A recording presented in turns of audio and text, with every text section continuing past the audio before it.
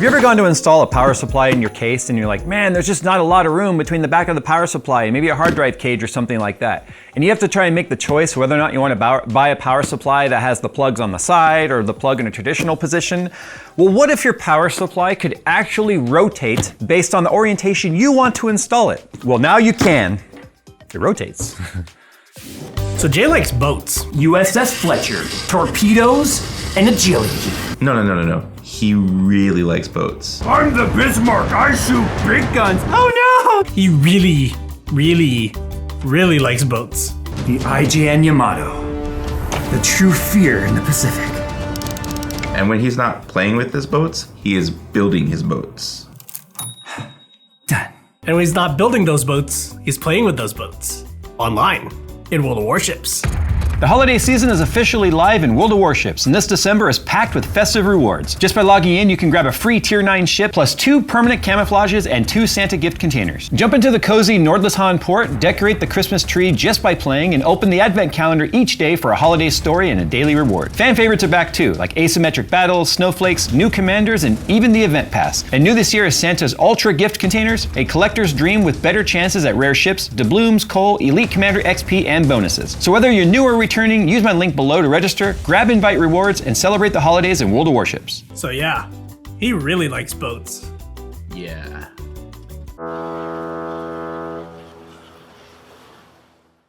This is the RS power supply from Lian Li. Lian Li already has the Edge power supply. I don't have one on hand, actually. I just put it in my daughter's build, if you guys saw that. Anyway, the Edge basically has actually I do have one, hold on. So this is the Lian Li Edge. It has also the USB and fan hub that can directly attach to it. It's also magnetic, so you can put it somewhere else in your system, which is cool. Now the thing is, this was kind of designed to work with like dual chamber cases like the O11. So if you were to mount it vertical like this, like you would find, you see the plugs face out, making them a lot easier to plug in and unplug than having to like reach around sideways if they were coming out traditionally. But the thing is, this is stuck in one orientation. Now, when it comes to installing power supplies in cases, some cases it's kind of nice to have the power supply cables coming out sideways. The thing is, you would have to make a choice on whether or not you're going to buy a power supply that has the cable sticking out the side or sticking out the rear in a traditional orientation. But Lian Li found if you just rotate the AC plug on the back and put mounting holes on 2 sides of the power supply, you can have a choice on which way that wants to go. This is such a simple solution to a problem that really does exist in certain scenarios. But the cool thing is you no longer would have to make a decision. I like how they even show it right there. You no longer have to make a purchasing decision that may or may not bite you later on.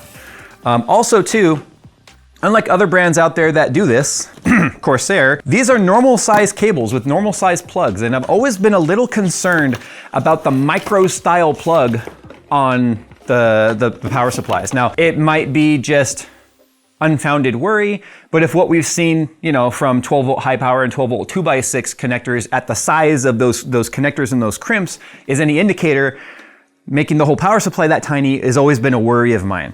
So the fact that this uses standard size cables and plugs is kind of nice. Now also too, Lian Li's really proud, we got some very strong magnet stuff in there. Anyway, Lian Li's is very proud of their connector design here because 12 volt high power / 2x6 is a problem that PCIe SIG created and is allowing everyone else to figure out and how to keep things from melting. Now, what is different about the connector that comes on the RS power supply here is it is not crimped, it is soldered. It is a soldered connection between wire and pin for the 12 volt 2x6. And they found that the resistance is actually significantly lower by having it soldered. Is this knotted? It is knotted. The resistance is significantly lower by having it soldered than having it crimped. A crimped connection typically has anywhere between 2 to 3 milliohms of resistance, but they found that a soldered connector has about 1.5 milliohms of resistance. Resistance equals heat. We know heat is a problem with certain graphics cards under certain load conditions, so anything you can do to reduce that heat load is huge. Look at the ventilation on the top of this thing. That is huge right there. It's a 135 millimeter fan. It's a downfire. Of course, it does have your silent mode. Oh, check this out. So we've got the motherboard connectors on the side and then everything else, 12 volt 2x6, PCI Express 12 volt for the EPS, and then SATA power and peripherals right there on one side. Oh, but it's also a motherboard on this side. Interesting. It'll be interesting when we go to put this in a case to see how practical it is. But here it is right here. Here is the AC power plug that rotates. So this, like that, would be a much more traditional layout, right? So you put it in a case, and we'll throw it in a couple different style cases to show you how this goes. That's traditional, power plug in the back, cables here going out that way, with the exception of motherboard. Motherboard cables are gonna come out either that side or that side. So depending on the width of your case now, you gotta make sure you have enough room for that bend. So I'm kinda interested as to why they put them on the side. But anyway, let's say now you want them to shift so that your cables, instead of going along the case, are coming out sideways on the case so they can make longer runs even more efficient rather than potentially running out of length. Or just for cleanliness, you rotate this guy, it snaps into position, you turn it, and now you can see your cables are coming out sideways. And again, full size plugs. If we think about the power that modern CPUs and systems overall can pull, I'm very grateful to have a much beefier plug on here. So here is the 12 volt motherboard, 24 pin, individually sleeved. It's kind of a rubberized sleeve though. It's not like a paracord or a PET. It is kind of rubberized. So it does have a comb that's already built into it. So you can make it nice and clean for your 24 pin coming off your motherboard, but there are additional combs that you can snap them into to make it even neater if you need to. Again, these terminate into 2 plugs. So one here and one here. So I'm gonna just plug this in now. I'm curious as to how much of a bend we can get on these cables without it getting too sharp. I think that would work fine in most people's systems, but like I said, we'll throw it in a case just to see. We do have some smart doodads on here.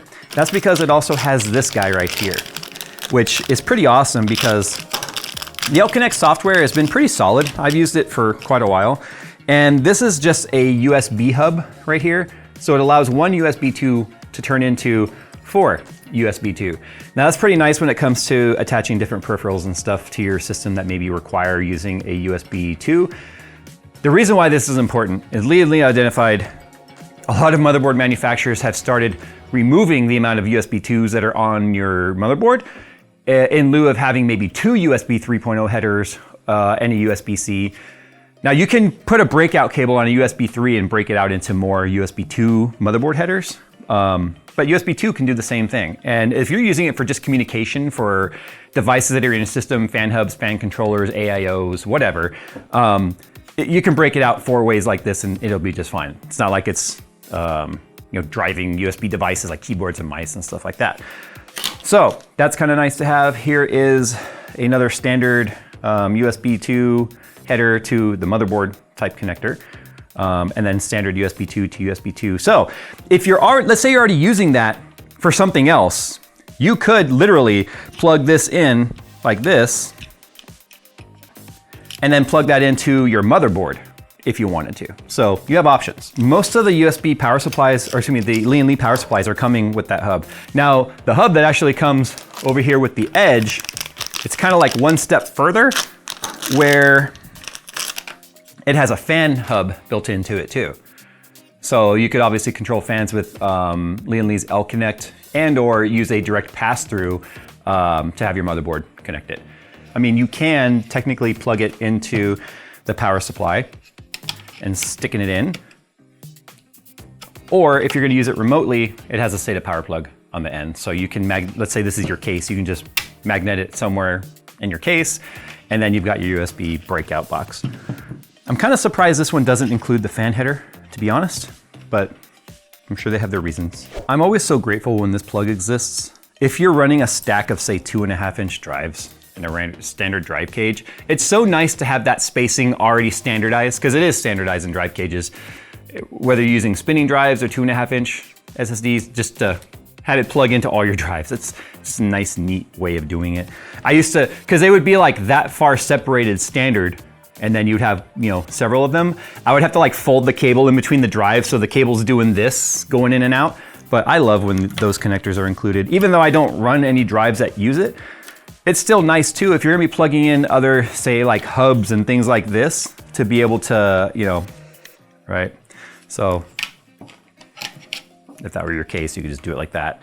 And you just still have an easy cable to run and route, and then you could just kind of always flatten those. The cable is soft enough to where it will allow you to do that. So in terms of the cables, you get one of those. Here is a standard PCIe to either a 6-pin or an 8-pin, a single cable. Here is another one. So if you have an old power supply or an old GPU that has 2 8-pin, it's nice to not use pigtails, to have a direct cable going to them. We also have right here another one. So now if you're running like an old 3080 or a 4080, 4090 that has 3 8-pins, you can have individual cables going to them. So this is just our Molex right here. So here's a more standard SATA cable. As you can see where everything is it's got more length to it. Obviously not everyone's running drive cages, and if you're running regular devices that need SATA, now you got a long one like this. The only thing I wish the end was terminated on a 180 plug rather than a 90-degree plug, but you can still easily bend that. That's not a problem. 8-pin EPS, another 8-pin EPS. This is another SATA cable like I just showed you. And then we have, of course, our 12-volt 2x6. Now they're really proud of the fact that they mold their own plugs. They don't just source these from whatever massive Chinese distributor is just sending them out. And there's variance in these and how tight they fit and such. They've got the blue color. That way, if it starts to loosen up, you can see. If you can't see any of the blue, then it's fully seated. But if you start to see some of the blue like that, the cable is not fully seated. It's not the only reason why these cables can fail, but it is a reason that they can fail. So at least knowing that you can see whether or not they're fully connected. But like I said, these are soldered connections. They are not crimped. So there is that. Every little thing you can do to reduce resistance on this cable is going to help. And then you can bend the crap out of that if you want. It's not gonna bend anywhere near the solder point because it is like completely encased inside the plug. And then even if you put a pretty tight bend, which is not recommended, the bend is in the cable, not at the connection point. And if you break a plug or two there, then you're gonna have a bad day with your cable because we know that that is a problem. Obviously it's a single rail power supply because it's showing right here that the 12-volt rail is rated up to, let's see, 1200 watts on the 12-volt rail and 100 watts divided among the 3.3 and the 5-volt. So clearly it is a single rail, which is kind of the norm now when it comes to 600 watts coming out of the GPU. Also too, you get this plate right here that is very important to put on the PSU I'm assuming to cover this right here. So it also will lock the rotation from happening. And as it says right here, align corner. Okay, so if you lock it like that, then they want you to align right here. This corner is notched, and we have a notch in this corner. So that's intended to go on there. And you screw that down to block off, one, these vents, and two, it keeps this from rotating again. So that, it's very adamant in the manual, make sure you install this. So there is that block off plate, which now just makes it a solid side. And then, as you can see, this, when screwed down, can't rotate anymore. All right, let's go ahead and get this thrown into, we'll test two different cases here. We'll use like the LandCool 216, and then we'll use an 011 to just kind of see the practicality of this. Because in theory like this all seems very neat, but I'm really curious, does this make it easier to maybe cable manage in those cases with this rotatable power supply? Okay, so we are going standard position this way. We won't be using those because those will be inside the case. We get these little dust covers. It's important to keep dust out of areas you don't want it. So that will just snap into the 24 pin. And I guess that's the 20 or that 18 pin at that point, but there we go. So that's now dust covered. We have to put this on there. A little bit more labor involved in prepping your power supply with something like this, but still.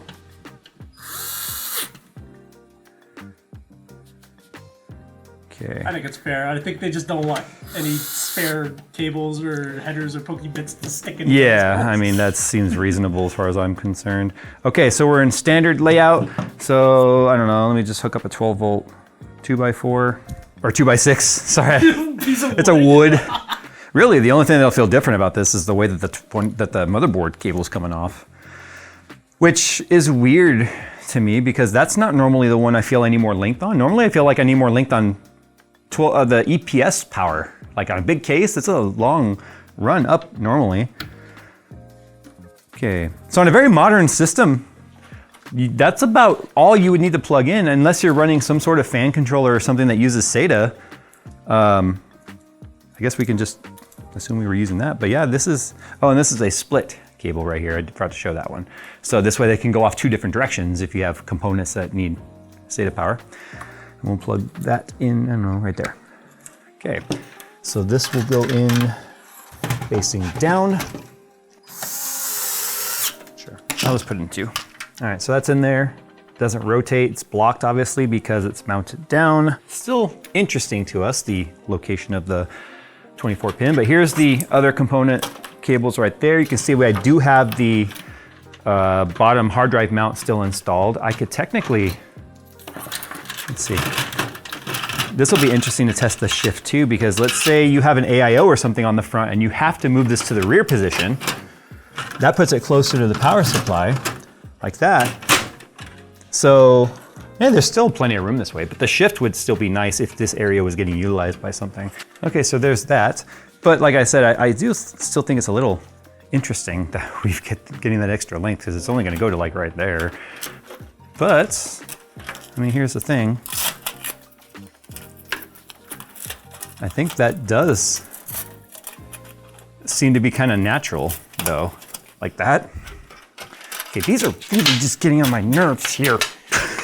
It doesn't seem all that weird, to be honest. And it's kind of neat because that allows it to sort of stay up and out of the way. But typically I would just stuff the excess down in there somewhere, you know.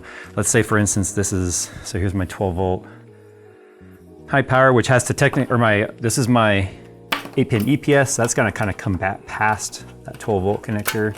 Okay, so that's the standard rotation. The 24 pin actually kind of makes sense like that now that I think about it, to be honest. It doesn't interfere with our drive cage down here. I moved our drive cage to the more rear position and it still doesn't interfere with the power supply. I'm so happy with how short power supplies have gotten, even though they're well north of 1,000 watts now. So that's a 1200 watt gold rated power supply. This is also a 1200 watt gold rated power supply. So you see what I mean? Like, I'm not kidding. It would actually be a problem for that drive cage where it is with the cables coming off. Like, it would be really, really tight and uncomfortable on the cables. So I'm just, how small power supplies have gotten is just so impressive, to be honest. I'm really thankful for that. All right, shall we transform it? Okay, so I took the side panel off, or the side cover. We're gonna flip that like that. That means everything's gonna go like that, which means this has to go like, no? This one, yeah. It's pretty ingenious that they have one corner that's at an angle. It's kind of like the triangle locator diagram on like an AMD CPU, right? Okay, so we have our power supply. That's my, whatever, shut up. Okay, so that goes like that. Okay, now I need to dust cover that one because that's not, if you want to run your 12 volt out or your 24 pin out, I guess you could. Run it that way. That would kind of work for like a steampunk. Or like yeah, that'd be neat actually for like, yeah, case mod in some way where you're like, oh, I'm just gonna run that out. Okay, so there's that. We are pulling in, that's our exhaust, air comes in the bottom. I'm gonna go ahead and plug in my 24 pin now, because now this is gonna be the one that's a little more obstructed to try and get to with it in there. So there's that. Now our cables are coming out of the side.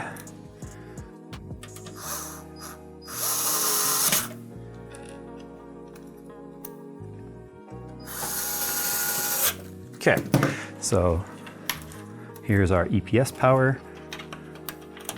I like how the Landcool has this, just a little snap tray, like little guide. It's cool, see?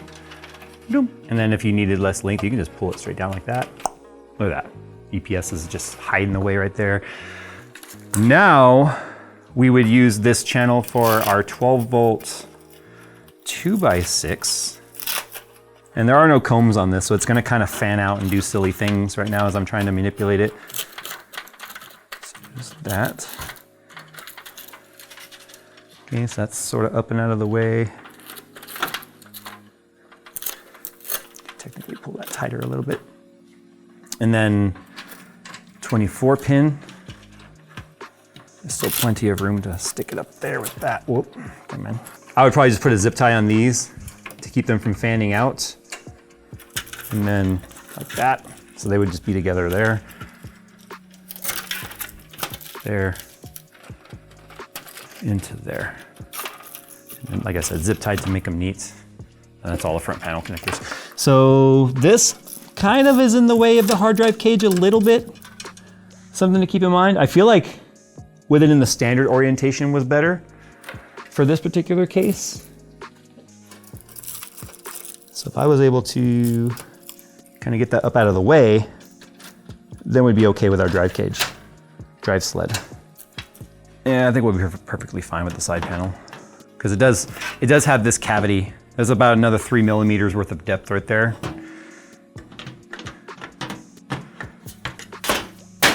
Yeah, it's fine. Obviously it works in a 216, which is a very standard layout, but I'm curious now if the rotation aspect of it will work in a dual chamber vertical case. All right, so this is an 011 Evo, not something we've actually looked at in quite a while. I forgot they made gunmetal. Looks so good, the gunmetal in the black. So this is the kind of layout that we've seen pop up in popularity amongst many brands now. So what we're gonna kind of look at right now should be fairly universal in terms of what to expect with a dual chambered type of case. Now this is where I'm not so sure.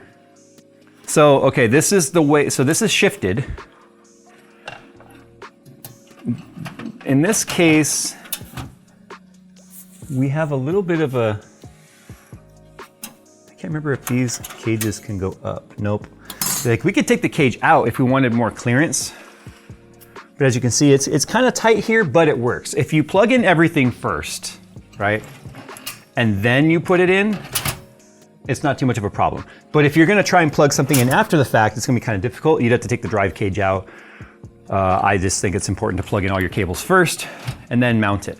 So, okay, that works. And I think that's kind of neat actually, because it allows us to be able to have a little bit of room to say, because our 8 pin's just gonna go right there, right? So you could zip tie this up sort of shorter, run it up around, whatever. I've always, to be honest, have felt these dual chamber cases are harder to cable manage in, personally. Because you only get you get more depth, but you get narrower channels of areas to cable manage. So everything's here. Let me just screw that down so the thing stops moving around on me. I feel like what I would do is I would kind of like bundle this all up, and then I would like utilize the channel that's right there. Because if they're coming out right here, this area gets really cluttered really quick. So it's actually kind of, I was like thinking this would not make sense in this type of case, but now I'm thinking it makes all the sense in this case. Also too, little things like in a dual chamber like this, shifted, the Lian Li logo is facing the right way, which little things that might OCD you, because as I rotate this now, that's gonna be facing the wrong way. The only thing they should have done now is make this like hinged, right? Like the PS2 logo? Yeah, yeah. All right, so let me shift it the other way now and see. Let's see here. Now I'm a little like, that logo is wrong. The OCD, oh my God, it feels like I've held in a sneeze. Yeah, so in a vertical case like this, or the dual chamber case, we feel like shifted with most of the cables up here, and then getting rid of this cage if you don't need it, hiding most of the cables up there would be cleaner because they're coming off right there. You can shorten them and have them go where you want to go. Versus even if you took out the cage, ran them up there, had them cable managed and then going where they got to go, that's just a cleaner look. The cool thing is it's giving you options, right? Something else I forgot to mention is I showed how you can plug it into the back of the motherboard. They also give you this IO shield, which has a notch in it to allow you to be able to run the cable out. So I forgot to show that, that's kind of important. So there you go. I guess the question is whether or not you feel like this is a cool feature, a gimmick. I apparently didn't plug in my 12 volt high power all the way because you can see the blue. So that's a nice thing to see. Let me fix that real quick. That's cool. That's actually a legitimate I thought I plugged it in all the way. Yeah. Yeah, I thought I plugged it in all the way, and me pulling on it, that was legitimately a loose cable. So, there we go. All right, I like to see innovation. I like to see companies try things and push the boundaries. Look, as consumers, we can't be like, oh, it's just the same old thing. And then when someone comes out with a new thing, like, oh, that's just a gimmick. So you can't have it both ways. You can't have people trying new things and then just calling them gimmicky. This is neat because it allows flexibility. It means your power supply, which I've said is one of the most important components to not cheap out on because you'll hang on to it probably the longest out of your system, is now flexible or shift rotatable, technically. It's a nice to have. So let's talk about price, because that's interesting. Because the review guide we got says that the 1200 watt in black with the hub is $184. On Amazon right now, this second, it is $283. This just launched a week ago or 10 days ago. So that's weird. And that's Lian Li's own store on Amazon. So apparently pricing has changed since when they wrote the whole the page to tell us about the product, right? So you got to ask yourself, is this worth a premium to you? Because it is a premium. But it's a nice to have product. It is a gold rated power supply. I think for that price, I'd like to have seen it been platinum rated. That'd be nice. But the difference between gold and platinum on efficiency is only a couple of %, to be honest. Yeah, this is where you guys as consumers really sound off down in the comments below. I know Lian Li will be looking and watching, so I'm kind of curious as to what you guys' take on this is. Only over the last couple of years have we seen this push towards power supply manufacturers and companies that even utilize ODMs and such. I don't know who makes this power supply, if Lian Li makes it in-house or if it's from the main componentry is from an ODM and then Lian Li's handling everything else. There's nothing else like this on the market, so I don't believe this to be an ODM product. I think this is going to be a very Lian Li in-house thing. I could be wrong, but that's just the way it feels.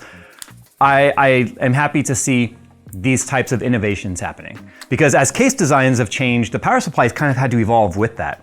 And so now it's nice to see that there's options, but I'm just one opinion. You guys are many opinions. I'm curious as to what the overall consensus is going to be regarding this. All right, guys, thanks for watching. You'll find links to this down in the description below. As always, we'll see you in the next one.